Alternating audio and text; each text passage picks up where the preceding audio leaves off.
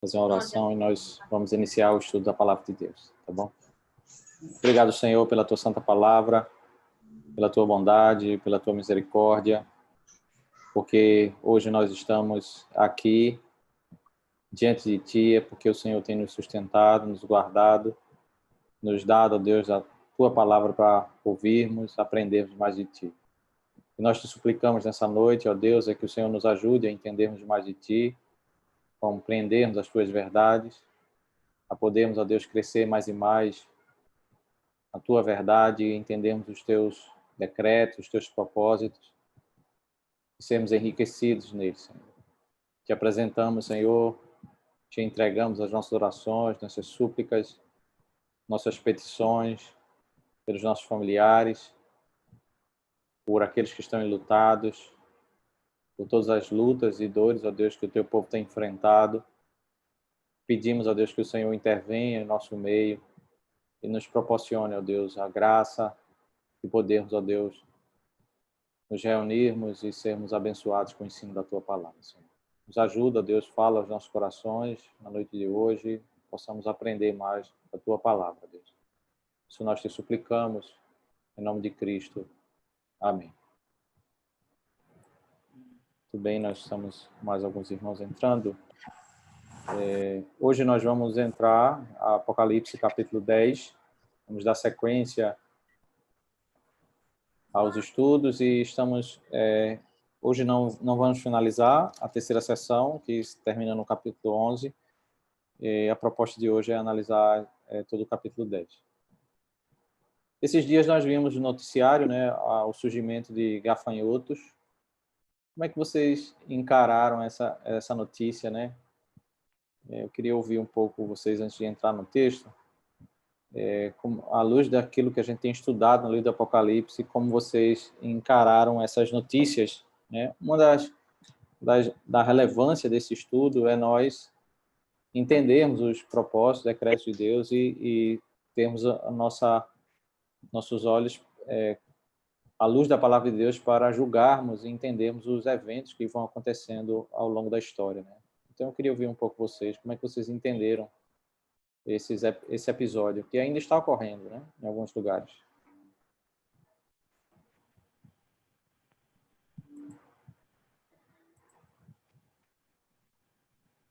Bom, pastor, vou tomar a iniciativa. Eu já tenho compartilhado isso no grupo do estudo, né? Nosso grupo do desafio do nosso TV. E assim, eu vejo a questão do fim dos tempos, na verdade eu vejo algo físico.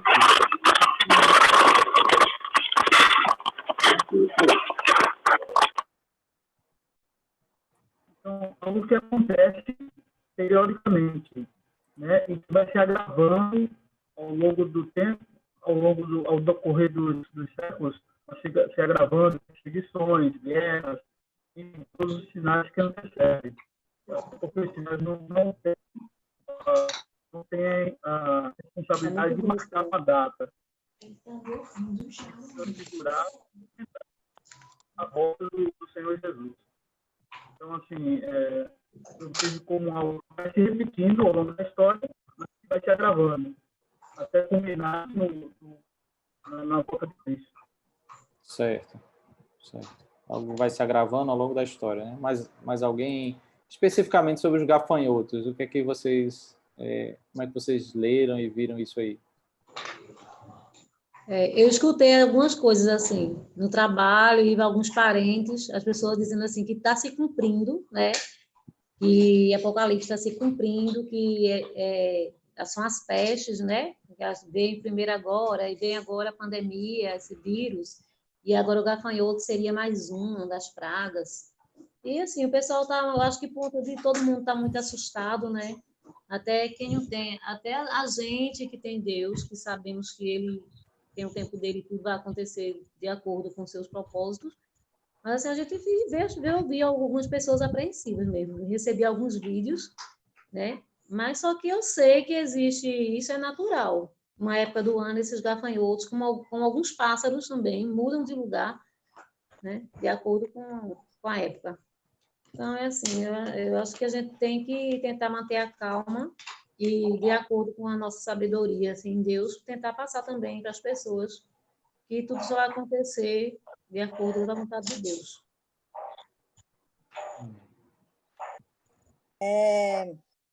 Eu estava comentando, né, com o meu tio sobre justamente o que a gente estudou no capítulo 9, e aí todo mundo tendo essa expectativa que a gente está vivendo os fins dos tempos, que a palavra do Senhor tem se cumprido.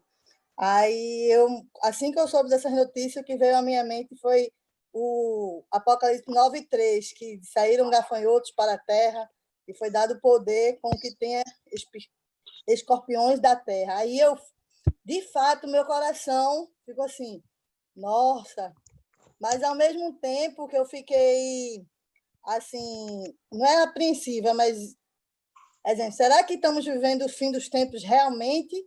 Ao mesmo tempo, eu descansei no Senhor pelo conhecimento adquirido ao longo dos estudos e também entender que o decreto dele já está tudo decretado e descansar no consolo. Mas, de fato, o comentário dessa semana foi em relação ao Apocalipse 9 e os gafanhotos.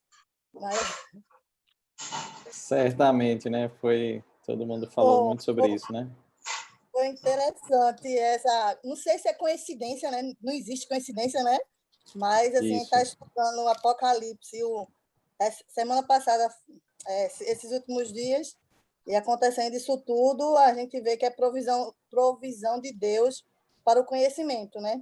E esse conhecimento é que, ao mesmo tempo, nos traz tremor e temor, nos traz paz em meio a todo esse conhecimento de Cristo. É verdade. Quem mais? Mais alguém quer mencionar?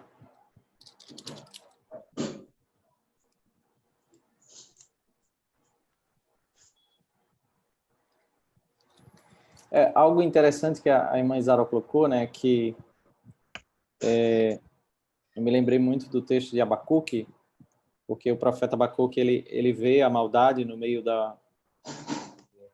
das nações, né, especialmente de Israel, e ele clama ao Senhor e clama ao Senhor por justiça, para que o Senhor visite e traga a justiça, porque Deus é santo e ele está clamando a Deus para que Deus visite com justiça. Mas quando Deus diz que vai levantar um exército ímpio para punir o povo de Israel, então o próprio profeta que queria justiça, queria ver a mão de Deus, ele muda a sua súplica, ele começa a clamar por misericórdia, né? Então, as visitações de ira de Deus, elas assustam até o próprio povo de Deus, né? O povo de Deus, nós ficamos alarmados, certamente, né? Quando nós vemos as pragas, nós vemos o juízo de Deus ao longo da história, né? Mas, como bem colocou a irmã Janaína, o capítulo 9, que nós estudamos no estudo passado, ele descreve uma praga de gafanhotos, né? A quinta trombeta é o envio de gafanhotos. Só que perceba que toda a estrutura do texto faz referência, uma alusão às pragas, né? As pragas do Egito, onde lá nós temos gafanhotos. Mas Apocalipse ele tem um link com o Êxodo ao fazer referência às pragas, mas não é uma repetição literal de cada evento. E o próprio texto diz isso porque diz que esses gafanhotos eles não têm o propósito de destruir as plantações, como é o comum dos gafanhotos, né? Os gafanhotos de Apocalipse são gafanhotos que atingem pessoas, né? Eles vão para atingir pessoas. Então, isso é um ponto importante, nós entendermos essa diferença. Então, esses acontecimentos, né, eles certamente nos falam, são visitações da ira de Deus, que estão previstas dentro de um quadro geral, como o irmão Deus colocou, de Mateus 24, em que Deus ele vai visitar com pragas, pandemias, né, com visitações de ira ao longo da história. E esse é um exemplo que certamente se encaixa nisso, nessas visitações de ira, mas não especificamente dos gafanhotos mencionados em Apocalipse 9, que é uma linguagem apocalíptica para descrever o que aconteceu quando Cristo foi assunto aos céus. Na sua ascensão, Satanás sai, cai e envia, ele é expulso dos céus, e ele agora vai liderar os espíritos malignos. Então, os espíritos malignos, eles são descritos como gafanhotos, né? Os gafanhotos de Apocalipse 9 são espíritos malignos que vão atormentar a alma dos homens, daqueles que não têm Deus em seus corações. Então, o evento literal, a gente pode entender assim, desses gafanhotos destruindo as plantações, como certamente a mão de Deus pesando ira, de modo geral, são cumprimentos que estão acontecendo ao longo da história, mas não especificamente o evento de Apocalipse 9, tá bom? Isso é importante entendermos para nós não fazermos uma leitura, né, de cada evento e nos distanciarmos do próprio texto, porque se nós olharmos para Apocalipse capítulo 9, nós vamos ver que o objetivo deles é atingir os homens, né? Apocalipse 9, verso 4, aqueles que não têm o selo de Deus, né? Esses são os atingidos, né? Então, Apocalipse 8 a 11, nós estamos na terceira sessão. Chegando ao capítulo 11, nós vamos encerrar o primeiro agrupamento, né, que trata, ainda que trate de questões da guerra espiritual, mas há problemas entre crentes e incrédulos, né? Os crentes muitas vezes sofrem, os incrédulos sofrendo também os juízos de Deus, aqui no capítulo 9, por vezes sendo usados como instrumentos de Satanás. Mas o capítulo 12 ao 22, nós temos o pano de fundo desses 11 primeiros capítulos, é a guerra espiritual, né, que nós vamos ver. O que nós vimos no capítulo 8 e 9 foram as 6 trombetas. O que é a abertura do 7º selo no início do capítulo 8, ele descreve que as trombetas são uma narrativa, agora com alguns aspectos, alguns detalhes, sobre a mesma estrutura do que foi descrita nos 6 selos, né? As trombetas vão descrever toda aquela estrutura. As 4 primeiras trombetas são os juízos sobre a criação, né? A 5ª trombeta é a atuação maligna para promover tormento dos homens, né? Esses espíritos malignos que são enviados, e eles são descritos como gafanhotos. E a 6ª trombeta é a atuação maligna para promover guerras, que isso ocorre bem próprio ali à luz de Mateus 24, ao longo entre primeira e segunda vinda, o juízo de Deus fazendo com que os homens distantes de Deus, eles queiram fazer guerra uns com os outros, né? Bem numa linguagem próxima das pragas do Egito, né? E o que é o capítulo 10? O capítulo 10 ele tem como pano de fundo o Salmo 29, Ezequiel capítulo 1 ao capítulo 3 e Daniel capítulo 12, né? São 3 livros aí que servem de pano de fundo. Muito do que se tem em Apocalipse 10 aos leitores judeus que conheciam bem o Antigo Testamento não é uma linguagem nova, porque ele está ensinando à luz desses textos, né? E Apocalipse ele vai nos dando indícios dessa estrutura de repetição que nós estamos falando, né? Perceba que nos selos nós temos se você voltar um pouco no capítulo 4 e 5, temos o texto que fala do Cordeiro e do livro, né? Cristo exaltado, sendo digno de abrir o livro. E aí nós temos 7 selos. O primeiro selo começa a ser no capítulo 6, e aí o capítulo 6 vai do primeiro ao 6º selo. E o capítulo 7, nós temos um capítulo que serve como um interlúdio entre o 6º e o 7º selo, que o 7º selo propriamente é no capítulo 8. Então, perceba, 6 selos, um capítulo que serve de preparação, de interlúdio, e depois vem o 7º selo. E aí nós temos essa mesma estrutura. Apocalipse ele está nos dando esses indícios de que há uma estrutura repetitiva, porque o capítulo 8 começa as trombetas, e nós temos a primeira até a 6ª trombeta, e o capítulo 10 nós temos um intervalo que vai até mais ou menos a metade do capítulo 11, né, até o verso 14, para em seguida ter a sétima trombeta. Então, 6 selos, um capítulo, um bloco de texto, né? E depois o sétimo. E aqui as 7 trombetas também da mesma forma, 6 trombetas, um bloco de texto com alguns ensinos para depois vir a sétima trombeta, né? Ele está seguindo esse padrão de que ele está nos mostrando quadros com ênfases particulares sobre o mesmo período de tempo, entre primeira e segunda vinda, né? É isso que está descrevendo Apocalipse 8 ao Apocalipse 11, né? E o que é o capítulo 9? Né? Veja como começa o capítulo 9. O capítulo 9 descreve uma estrela que caiu do céu para fazer maldade na terra. Satanás é expulso dos céus e ele desce para fazer tormentos àqueles que não seguem o Senhor, que não são selados pelo Senhor, aqueles que são ímpios.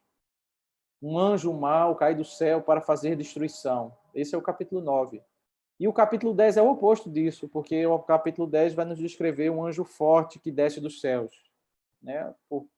Pela análise, especialmente dos 4 primeiros versículos, nós vamos ver que o texto está falando de Cristo.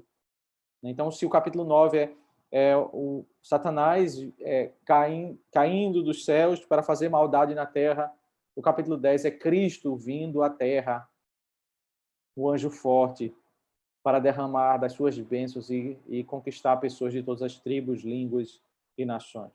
Né? Ele desce dos céus com a sua glória. Né? As duas cenas estão, então, cronologicamente, elas estão em paralelo, né? Elas ocorrem, só que com ênfase e focos diferentes. Né? Lucas 10, verso 18, diz que Satanás caiu do céu.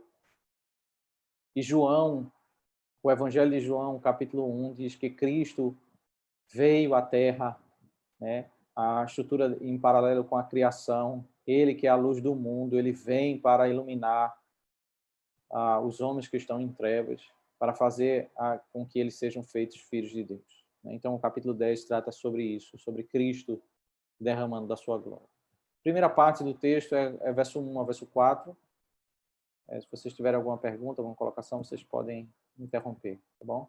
Fique à vontade. Nós temos aí o verso 1 ao verso 4, a glória desse anjo forte.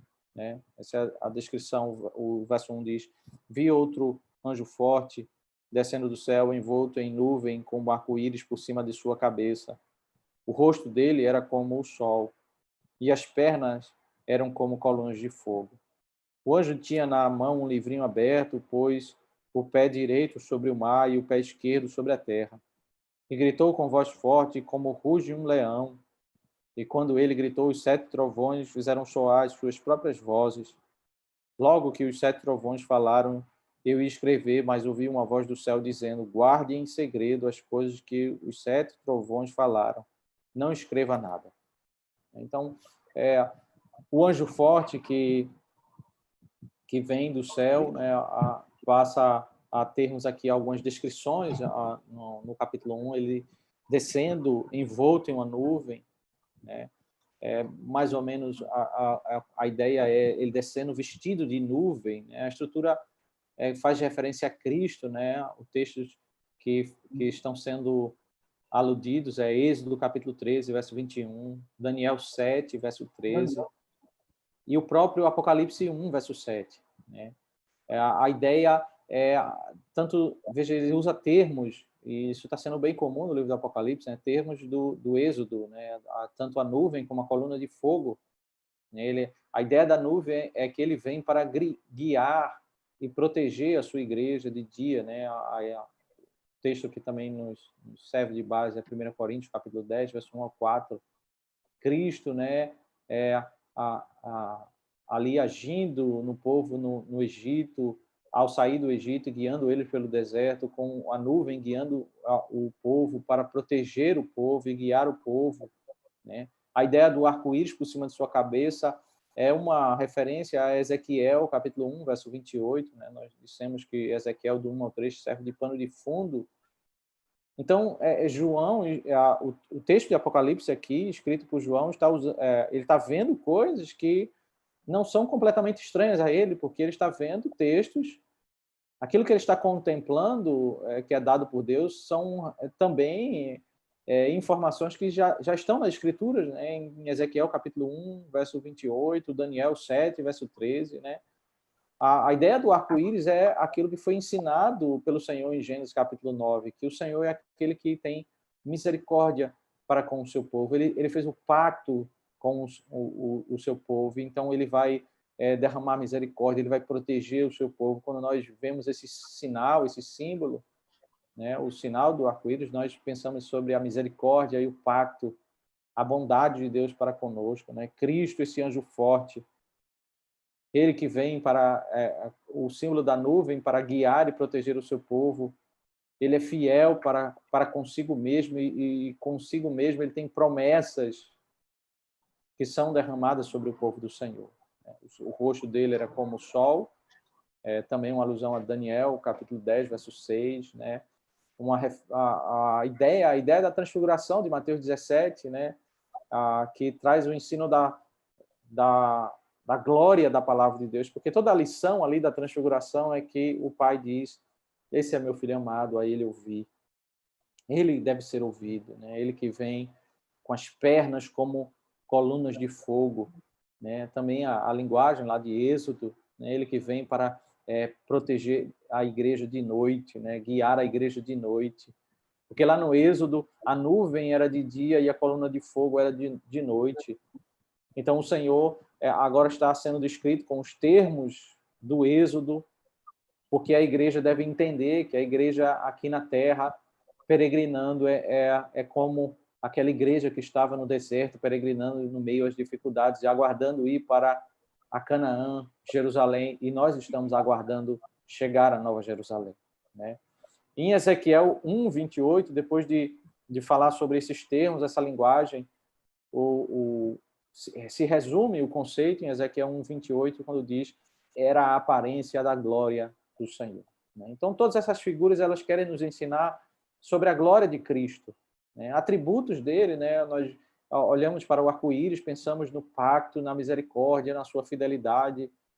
O símbolo da nuvem, colunas de fogo, nos remete ao evento do peregrinar no deserto, de um povo que é protegido, guiado pelo Senhor, de um povo que é apacentado pelo Senhor.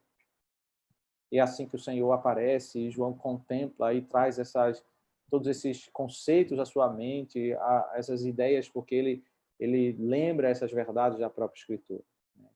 Ele tinha na mão um livrinho aberto, né? Diz o verso 2. Né? Nós já vimos no capítulo 5, né? O Cordeiro ele é aquele que é digno de abrir o livro, né? Há um livro e os selos são abertos e ali se derramam os juízos de Deus, né? À medida que cada selo é aberto, os decretos de Deus são desenrolados na história, né? Então há uma relação deste livrinho com aquele livro, né? Porque de fato alguns comentaristas chegam a dizer que esse livrinho é a descrição do que Deus está para revelar a partir daqui do capítulo 10 até o final do livro de Apocalipse. Mas a ideia geral é que o livro ele contém informações sobre o agir de Deus na história, o que Deus vai fazer na história, o seu plano de juízo, de redenção, os seus decretos na história da humanidade. Ele está aberto, se ninguém nos céus podia abrir, ele, pela sua glória, ele pôde abrir, e agora ele tem nas suas mãos para derramar os decretos na história da humanidade, né? E veja que a ideia é essa de soberania, que é completada aí no verso 2, quando diz que ele tem o pé direito sobre o mar e o pé esquerdo sobre a terra, né? Isso é uma citação a um texto lá. Quando está acabando o livro do profeta Daniel, Daniel 12, verso 7, diz que, ao descrever os dias finais, né, diz que traz esse significado de que Cristo, né, porque lá usa-se essa mesma linguagem, o pé no mar e o pé sobre a terra, para descrever essa ideia de que Cristo tem domínio sobre toda a criação, né? Os pés pisar o mar e a terra. E ainda o texto diz, né, e gritou com voz forte como ruge um leão, e quando ele gritou, os 7 trovões fizeram soar as vozes.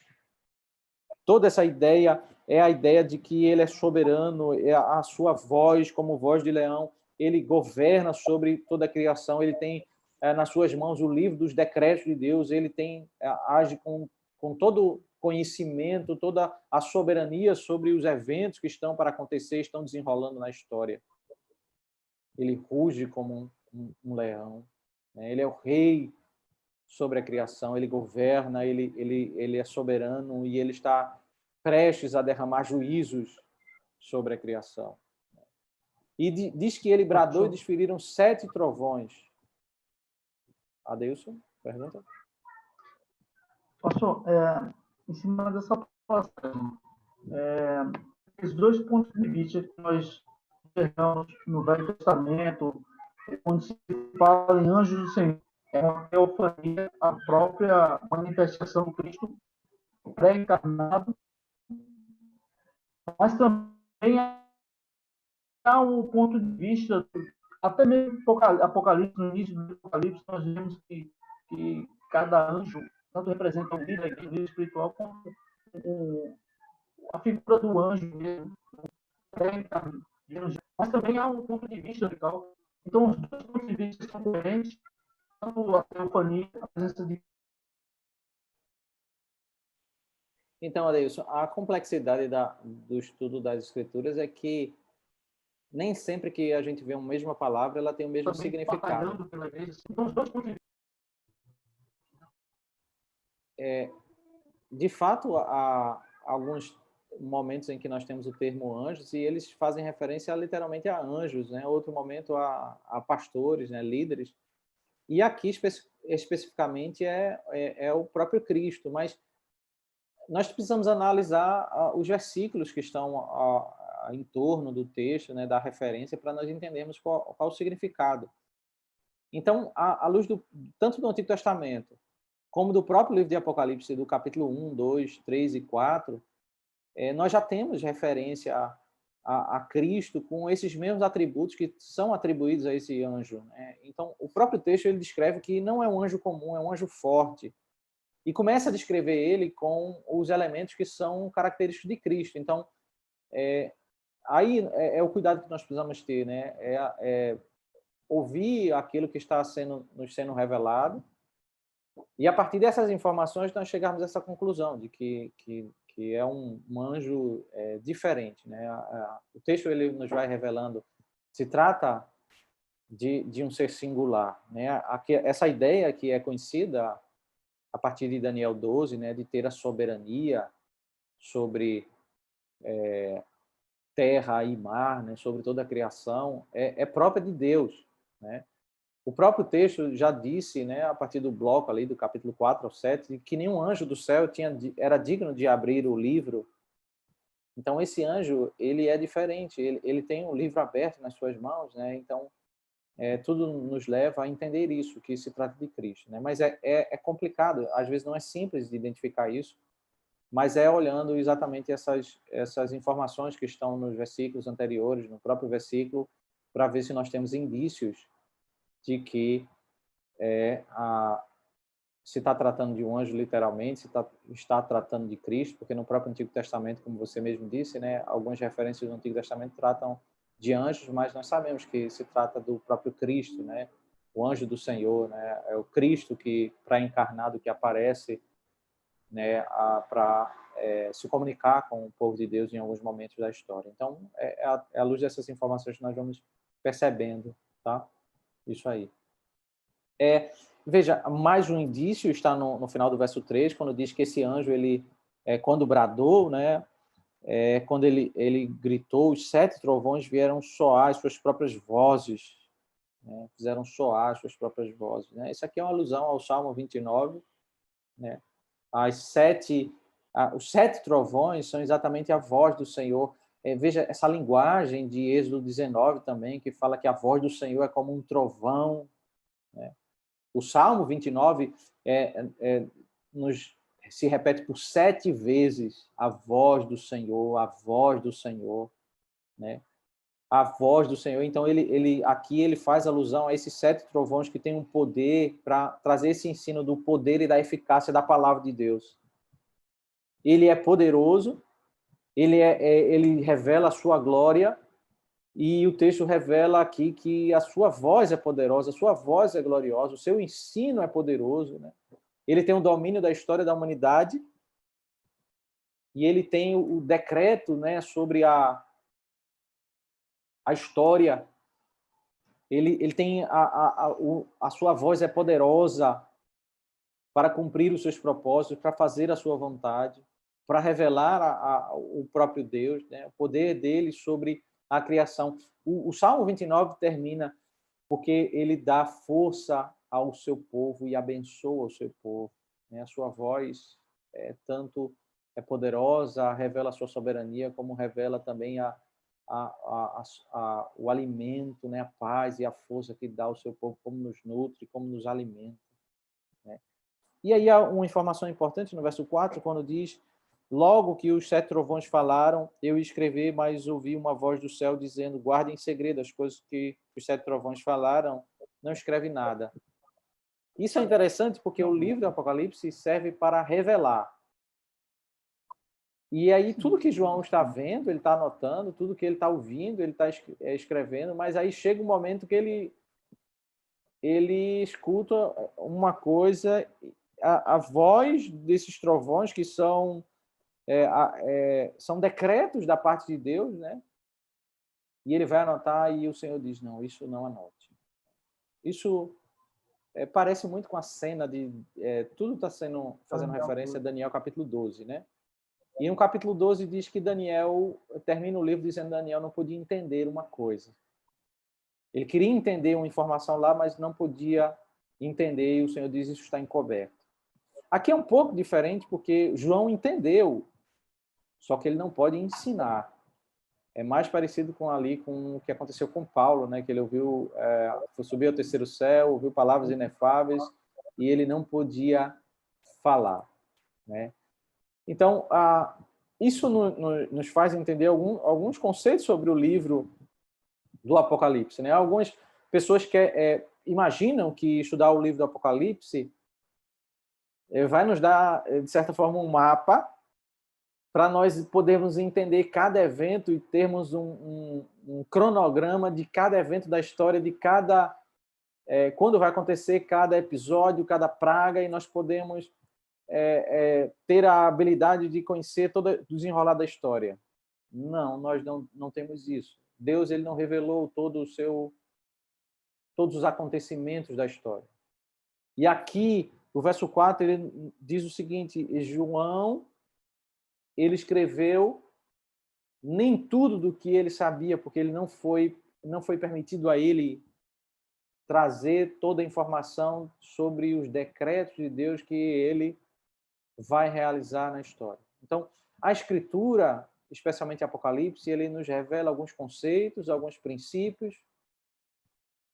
Temos ciência de alguns acontecimentos que vão acontecer na história, mas nós não temos o entendimento de tudo que vai acontecer na história. Nós não entendemos e não sabemos cada data, cada episódio, cada problema, cada catástrofe, cada praga. Nós não sabemos. E Deus diz: não escreva. Isso nos fala que o propósito da revelação nos ensina, né? O propósito da revelação é entendermos um pouco do que Deus nos dá abundantemente, dos seus decretos, da sua vontade, mas nós continuamos dependentes dele, né? Nós continuamos andando por fé, tendo que confiar no seu governo, nos seus decretos, na sua soberania. Nós estamos totalmente dependentes dele, nós não sabemos minuciosamente o que vai acontecer com a nossa vida, com a nossa nação, com o nosso país. Não sabemos se o Senhor vai voltar daqui a 100 anos, 1000 anos, ou na próxima semana. Os decretos estão sendo cumpridos exatamente como o Senhor determinou. Ele tem um livro na sua mão daquilo que ele decretou, e com a sua voz poderosa ele fala como um trovão, e tudo é cumprido, porque ele é soberano sobre a história, né? E a segunda cena, depois da glória do anjo, verso 1 ao verso 4, nós temos o anjo fazendo um juramento, né? Verso 5 ao verso 7. Então o anjo que via em pé sobre o mar e sobre a terra levantou a mão direita para o céu e jurou por aquele que vive para todo sempre, o mesmo que criou o céu, a terra, o mar e tudo que neles há, dizendo: já não haverá demora, mas nos dias da voz do sétimo anjo, quando ele estiver para tocar a trombeta, então se cumprirá o mistério de Deus, como ele anunciou aos seus servos, os profetas. Veja que cena, né? Uma cena que descreve o Filho falando ao Pai, Cristo falando ao Pai. Ele faz um juramento, ele levanta a mão para o céu. Toda a ilustração, né? Toda a visão aqui revela a soberania de Deus, porque ele pisa o mar para dizer ele tem soberania sobre o mar. Ele pisa a terra para descrever a sua soberania sobre a terra. E ele levanta a mão para os céus. E logo se diz que ele jurou por aquele que vive para todo sempre, para aquele que é eterno, por aquele que é eterno, aquele que criou o céu, a terra e o mar. Né?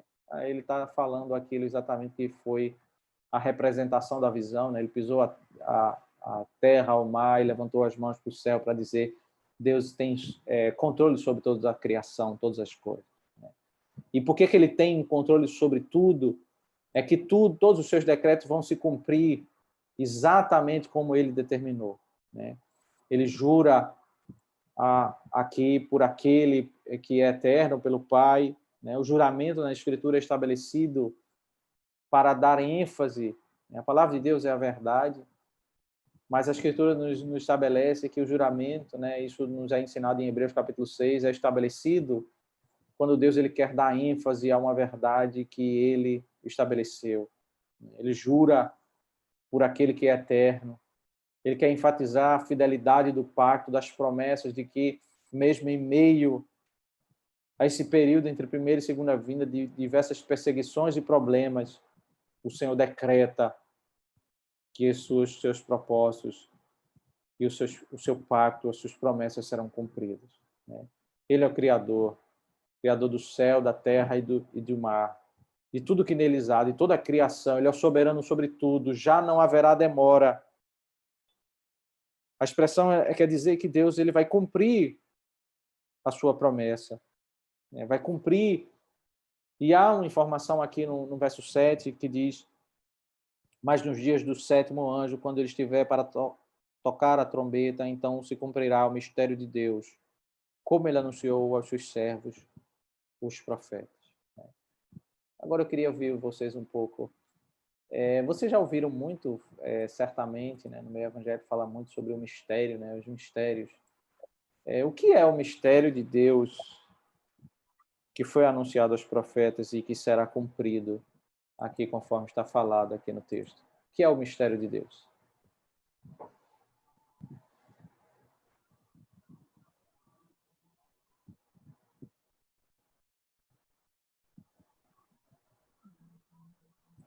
Você pode ativar o microfone se quiser falar.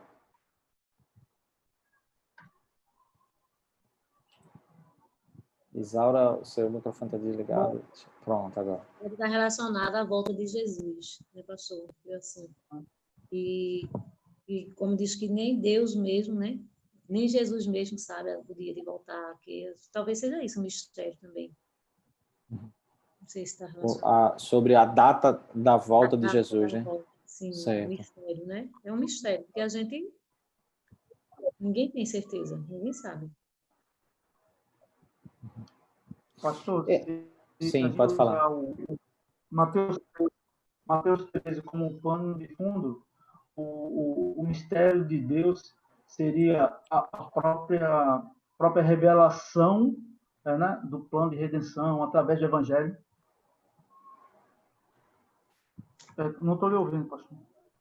Não, eu escutei o que você falou. Entenda só, mostra algumas informações, né, sobre isso aí. Creio que não se trata primeiro, comentando sobre o que a irmã Isara colocou, sobre essa questão que está, de fato, encoberta. Nós não sabemos a data de Cristo, mas o termo mistério usado aqui, ele não trata sobre esse assunto, porque, como a irmã Deus colocou, o mistério ele foi revelado quando Cristo ele veio, né? O que Apocalipse 10 nos descreve é que o mistério vai ser cumprido. Então, também não acho que é o Evangelho, porque o Evangelho foi entendido pelos crentes do Antigo Testamento. Muitas pessoas foram salvas e eles entenderam o Evangelho, a mensagem de salvação pela graça. Então, isso não era um mistério para eles, né? Então, o mistério é algo que estava encoberto para, em certa medida, ao povo do Antigo Testamento. Ele é revelado com a vinda de Cristo e ele é cumprido, né, nessa segunda vinda de Cristo, que a sétima trombeta encerra esse ciclo, né, do período entre primeira e segunda vinda, esse tempo, né? A palavra que muitas vezes é usada tantas vezes, né, no ambiente popular, né, nas igrejas, em vários locais, e muitas vezes usada em ambiente pentecostal, né, quando vai falar sobre línguas, profecias, e fala-se muito que isso é mistério, né? Mas à luz de Mateus 13, de Romanos 16, verso 25 ao 27, os comentaristas eles têm dito que o mistério é, de fato, o sentido da história, de que o homem sem Deus ele não consegue entender isso como a vitória de Cristo e do seu povo. Ela acontece exatamente naquilo que parece uma derrota. É um paradoxo, né? Porque é na cruz que ocorre a vitória. A vitória. Eles não conseguem compreender o sentido do seu povo, o sentido da história para o povo de Deus. Apocalipse nos mostra um quadro que a igreja é triunfante, a igreja caminha vitoriosa. Mas, ao mesmo tempo, Apocalipse nos descreve a igreja sendo perseguida em um mundo mau, um mundo que persegue, a igreja é maltratada. E parece contraditório, porque a mesma igreja que é descrita vitoriosa, ela é descrita muitos sendo mortos, muitos sendo perseguidos em um mundo mau, né? O que Apocalipse nos revela é que nós, assim como na cruz, Cristo, na sua morte, Cristo despojou principados e potestades, a igreja repete o mesmo movimento. Aquilo que para nós é revelado, o nosso sofrer desse mundo é a marca de que nós somos servos de Deus. O mundo não pode compreender isso. Então, a Apocalipse descreve o povo de Deus sendo perseguido e maltratado. E aquilo que é as marcas de um povo derrotado na visão de um povo mundano. Para a Escritura, são as marcas da nossa vitória, né? O mistério revelado em Cristo é que é por meio da cruz de Cristo, da sua morte, que nós temos a vitória. É por meio de nós renunciarmos o mundo como seu povo, de renunciarmos o caminho do mundo e a vitória do mundo, de sermos chamados e sermos tratados como derrotados perante o mundo. Esse é o caminho da nossa vitória, né? Nesse aparente contraditório que o mundo não consegue contemplar a verdade de Deus, e é isso que vai ser revelado naquele dia, quando o Senhor voltar, que aqueles que estão em Cristo, no Cristo crucificado, esses são os verdadeiros vitoriosos, a verdadeira igreja do Senhor, né? A Apocalipse 10, versos 5 ao 7, descreve a cena ele retoma a cena de Daniel 12, verso 7, né? Quando ali diz que um homem vestido de linho que estava sobre as águas levantou a mão aos céus e jurou por aquele que vive eternamente. E lá, Daniel 12 diz que isso seria sobre um tempo, 2 tempos e metade de um tempo, né? Ele está descrevendo, na linguagem de Daniel, o período entre a primeira e segunda vinda, que vai ser uma uma linguagem que vai se repetir no próprio livro de Apocalipse. Nós vamos ver mais à frente essa expressão um tempo, 2 tempos e metade de um tempo, né? E aí à luz dessa correlação, porque ele está repetindo, Apocalipse 10 está repetindo a cena de Daniel 12, né? É assim que termina o livro de Daniel. E aí nós entendemos que estamos falando sobre o período entre primeira e segunda vinda, quando nós correlacionamos esses 2 textos, tá? O texto nos leva para, se Apocalipse 10 repete, né, versos 5 ao 7, a cena de Daniel 12, lá em Daniel 12 nós temos muitas informações, né? Porque quando o texto nos leva para algumas informações do Antigo Testamento, nós temos que entender o contexto do Antigo Testamento e as informações nós já temos lá. E lá Daniel 12, depois que temos essa cena, né, de um homem vestido de linho, né, que aponta para esse evento de Cristo, né, que aquele que tem o controle sobre terra, mar e os céus, né? Nós temos a descrição de que vem um tempo de provação e esclarecimento, né?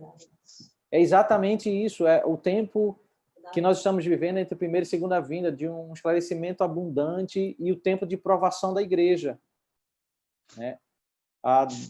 Daniel 12, verso 10, eu vou ler aqui, descreve exatamente isso, o tempo em que haverá conhecimento e haverá provação, né?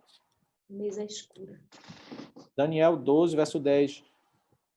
Muitos serão purificados, limpos e provados, mas os ímpios continuarão na sua impiedade, e nenhum deles entenderá, mas os sábios entenderão. Então, ele está dizendo que, nesse tempo, os sábios vão entender o mistério. O povo de Deus vai entender o mistério. O mistério que nós conhecemos é que a igreja, ainda que o mundo a rejeite, nós somos vitoriosos em Cristo Jesus.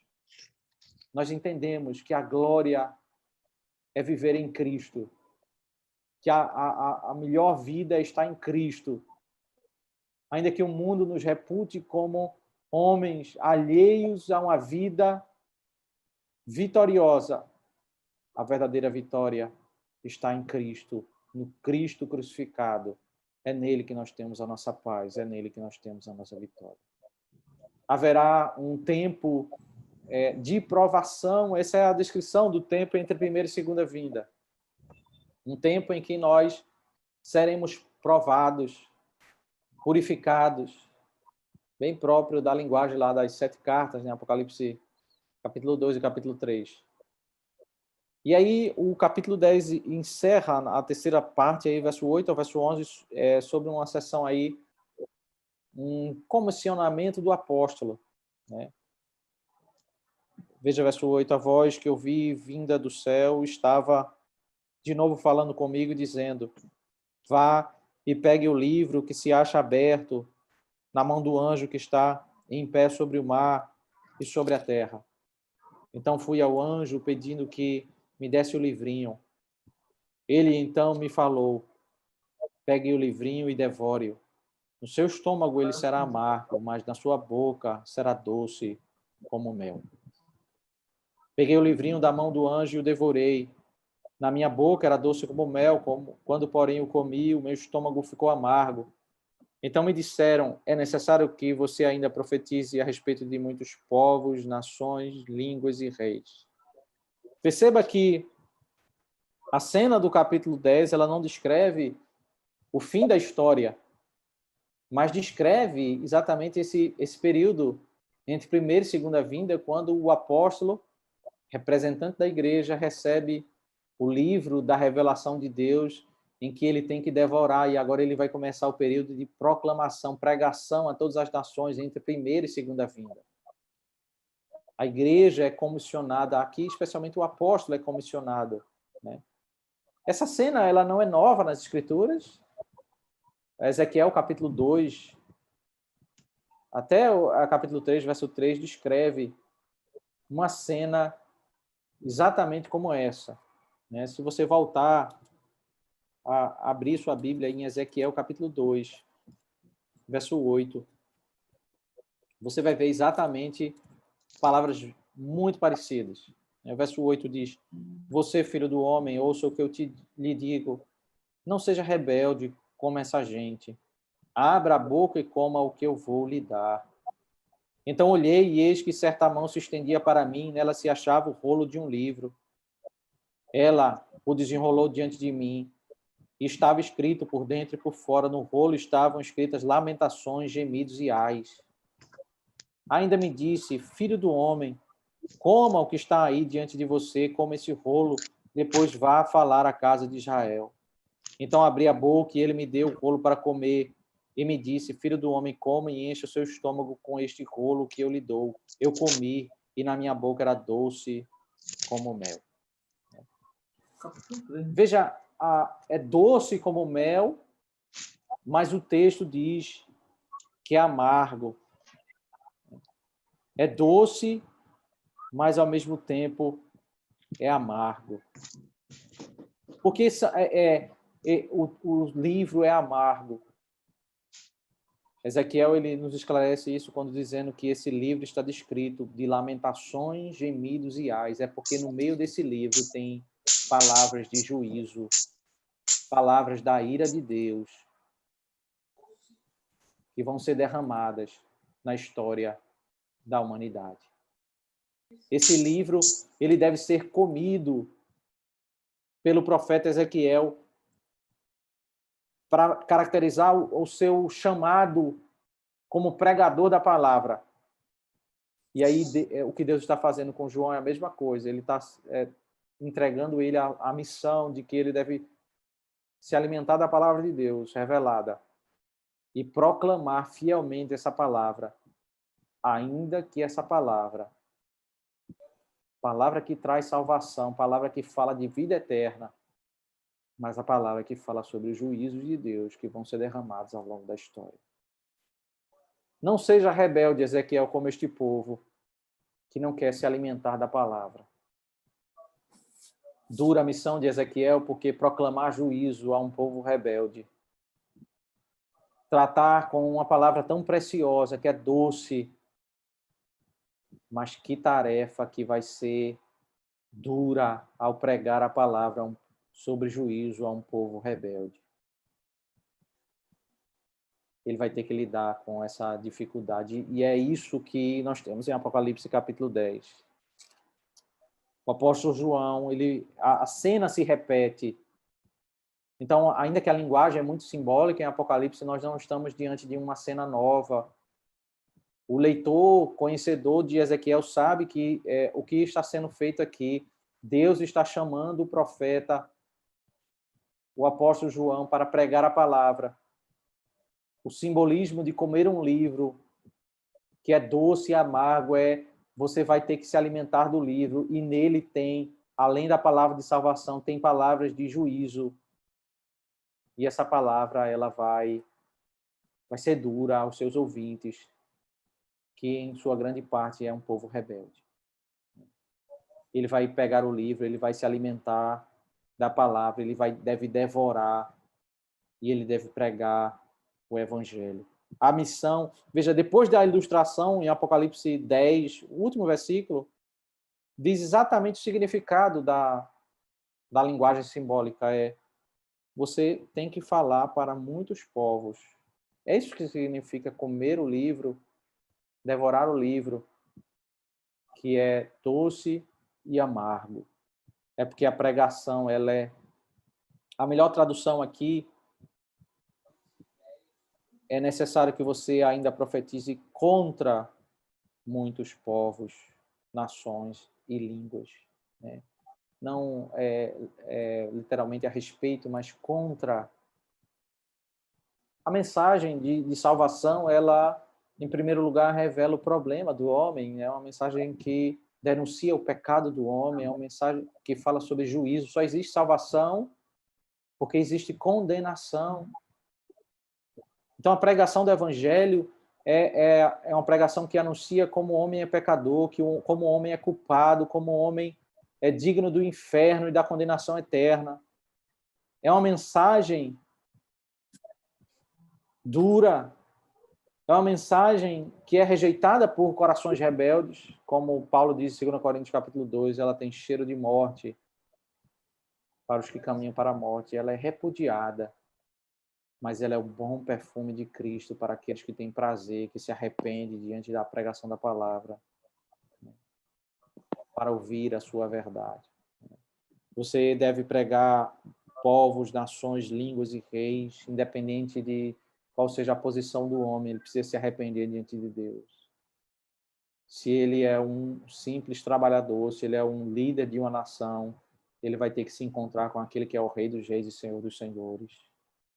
A pregação do Evangelho é doce e amarga porque ela é um chamado ao arrependimento para que as pessoas não se encontrem com um Deus irado, mas se encontrem com o Senhor, o Deus de toda misericórdia.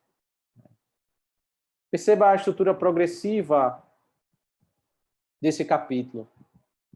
Do verso 1 ao 4, nos descreve Deus, aquele que revela a sua glória, a divindade de Cristo, aquele que é o anjo forte, soberano, que revela a sua glória. O Filho faz um juramento ao Pai. Ele olha para os céus, levanta suas mãos e faz juramento de que a história, ele tem um livro na mão, o livro dos decretos de Deus, e ele diz que a história caminha para uma consumação. Ele que tem autoridade sobre tudo, ele diz, tudo está se cumprindo e tudo vai chegar à sua consumação. Não vai demorar, não vai atrasar os seus decretos. Depois de ele se revelar e decretar isso, ele comissiona o apóstolo e, por consequência, a igreja a proclamar, pregar a todos os povos entre essa primeira e segunda vinda, proclamar essa mensagem de salvação, a mensagem que é doce, porque fala de salvação, mas que é amarga, porque fala sobre os juízos de Deus a uma nação rebelde. Perceba como, especialmente nesses dias em que estamos vivendo de pandemia, ou num episódio particular dos gafanhotos, as pessoas sempre buscam, especialmente os ímpios, explicações naturais para esses acontecimentos. E não que essas explicações estejam erradas, mas as pessoas, como nós já vimos aqui em Apocalipse, as pessoas, depois de tantos juízos, de tanto derramar da ira de Deus, como em Apocalipse capítulo 9, verso 20 ao 21, elas não entendem o propósito dessas visitações de ira de Deus. Elas não se arrependem dos seus pecados.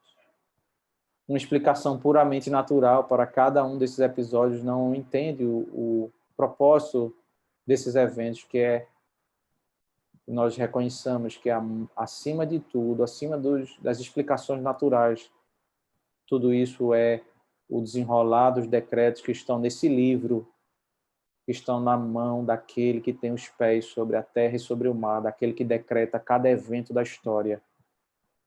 Foi por isso que aconteceu a pandemia. É por isso que acontece cada um dos desenrolar das visitações da ira do Senhor na história. É porque Deus decretou essas coisas. É porque Deus está proclamando a toda a humanidade. Ele está irado com o pecado dos homens. Ele não tolera as definições da humanidade de certo e errado. E ele evidencia a sua ira com essas visitações de pragas, pandemias, visitações da sua ira.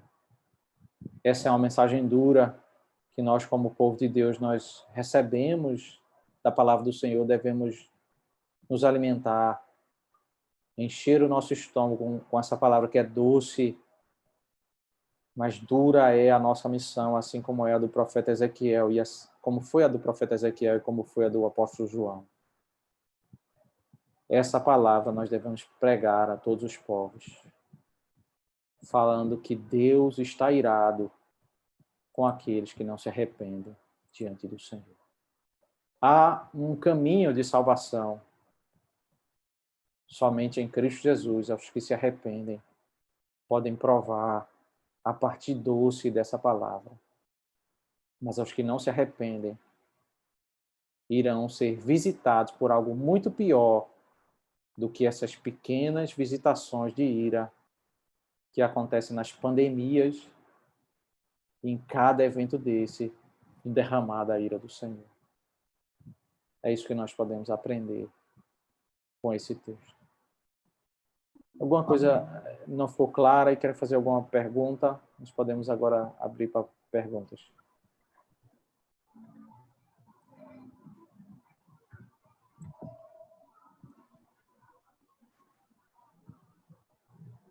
Você pode abrir o microfone e falar. Pastor? Sim. Pastor, como o senhor bem observou no início do capítulo 10, que é o livro de Apocalipse, e se trata de revelações, no entanto, Deus revela, mas manda que João não escreva. E assim acontece também com Daniel no capítulo 12, e no capítulo 12 de 2 Coríntios também acontece com Paulo. Por curiosidade, o que comentam os teólogos a respeito dessas passagens? Se são coisas abrangentes, não são coisas que se referem apenas aos profetas, aos cristãos. Adeilson, fala um pouquinho mais próximo do microfone. Por curiosidade, o que comentam a respeito dessas passagens? Se são coisas abrangentes, então, nessas passagens que são bem abrangentes, em Daniel, os teólogos a respeito agora no capítulo 10 de Apocalipse, como também com Paulo, certo, em 2 Coríntios, capítulo 12, né? O que dizem os comentaristas que estão escrevendo? Então, certo, entendi. Vamos entender duas coisas diferentes, tá? Primeira coisa é Daniel 12. Daniel 12, Deus falou algumas coisas para ele anotou, está escrito no livro de Daniel, mas ele não entendeu. E ele pede ao Senhor para entender, e Deus diz, isso aqui você não vai entender. Então, a história da revelação de Deus, ela tem um período de pouco, não pleno entendimento, como acontece após a primeira vinda de Cristo. Então, ainda que o povo de Deus no Antigo Testamento, eles conheciam a salvação pela graça, por meio do Messias, mas eles não tinham a compreensão que a revelação do mistério de Deus, que é trazido ao povo do Senhor por meio de Cristo na sua primeira vinda. Na primeira vinda do Senhor, ele descortina os mistérios, aquilo que em Daniel 12, olha, você vai ouvir, mas você não vai entender. Vai ser num momento mais à frente em que o povo de Deus vai ser esclarecido.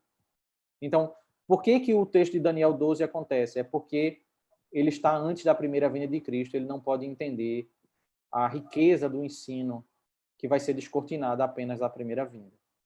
Agora, 2 Coríntios 12 e Apocalipse 10, nós podemos colocar como textos semelhantes, mas não como Daniel 12. Então, Daniel 12 antes da primeira vinda, ele não tem plena compreensão do mistério de Deus que é revelado em Cristo. O Messias, ele vem para sofrer. É no sofrimento que ele tem a vitória. O Satanás vai tentar matar o Messias, mas é na morte do Messias que ele é derrotado. Satanás é derrotado. Lá no Novo Testamento, a igreja tem essa compreensão, Paulo tem essa compreensão, João tem essa compreensão. Mas o que acontece é que a revelação de Deus escrita que nós temos na Escritura, ela não nos fala tudo sobre Deus. Quando nós chegarmos no céu, nós vamos aprender muito do Senhor por toda a eternidade. O Senhor é insondável. Esse é um dos atributos de Deus. Significa que por toda a eternidade nós seremos surpreendidos pelo Senhor. Haverá o que o Senhor nos ensinar, o que o Senhor nos falar e nós nos deleitaremos. O céu, ele não é monótono no sentido de que nós não vamos contemplar e sermos mais surpreendidos sobre a grandeza daquele que é infinito e insondável. Nós vamos nos deleitar e nós vamos desfrutar e nós vamos aprender e sermos enriquecidos. Ele é infinito e nós somos finitos e nós vamos aprender. Então, o que Paulo viu em 2 Coríntios 12 e o que João viu aqui em Apocalipse 10 foi algo mais do que nós sabemos. É como se Deus dissesse assim: nós aqui contemplamos um grande tesouro, mas tem muito mais ainda para beber. Tem muito mais na glória para usufruir do Senhor. O propósito de... E veja que Paulo usa isso lá em 2 Coríntios 12, num contexto em que a igreja não reconhece a autoridade apostólica. Aí é como se Paulo dissesse assim: eu tanto sou apóstolo que eu conheço de verdades tão gloriosas que eu não posso nem falar aqui.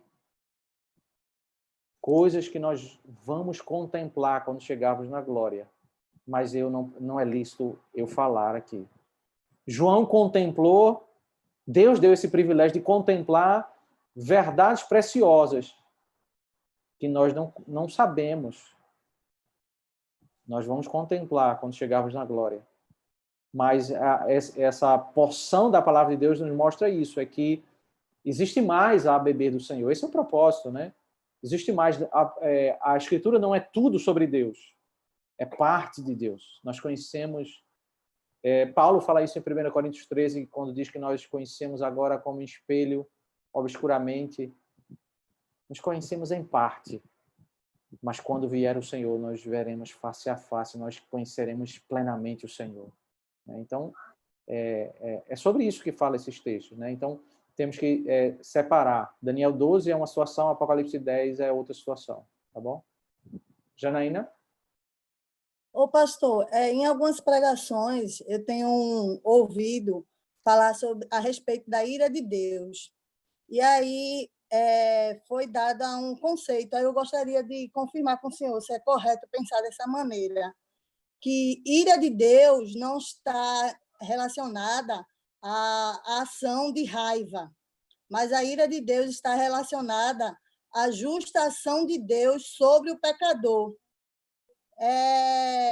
Como a ira de Deus e juízo de Deus seriam sinônimos nos termos bíblicos. Essa compreensão está correta? Está correta, está correta. Muitas vezes nós nos iramos, nós que somos limitados, falhos, como atitudes pecaminosas por descontrole emocional, nossos momentos de desequilíbrio, muitas vezes nós ficamos irados. Mas entenda, Deus não tem descontrole emocional. Quando a Escritura fala sobre ira de Deus, significa que ele se ira porque ele é santo. A sua ira é uma reação da sua santidade. Ele é tão santo que ele não tolera ver a impureza. E quando ele vê a impureza, ele não pode ser passivo à impureza. Ele que é santo juiz, ele visita com ira como justa retribuição. Nós nos lembramos da cena de Mateus capítulo 21, quando Cristo, que nunca cometeu pecado, ele chega no templo e ele vê os homens vendendo, fazendo câmbio e vendendo animais dentro do templo. E ele, com toda a sua ira, a santa ira, ele derruba mesas e cadeiras. Ele expulsa os cambistas porque aquilo era uma imoralidade. E por causa da sua santidade, ele tirou a impureza daquele lugar. Evidentemente que nós não somos como o Senhor. Somente ele tem o direito e é juiz sobre todos e fazer essas visitações de ira na história da humanidade. Mas quando a Escritura fala sobre a ira de Deus, não devemos nos igualar a ele. A ira de Deus não significa os nossos momentos de ira, porque a ira de Deus é porque ele é perfeito, ele é santo e ele não tem prazer com o pecado. Não é um descontrole emocional, mas é uma evidência da sua santidade. É por isso que ele se ira, porque ele é santo. Obrigada. Mais alguém quer fazer alguma pergunta, alguma colocação?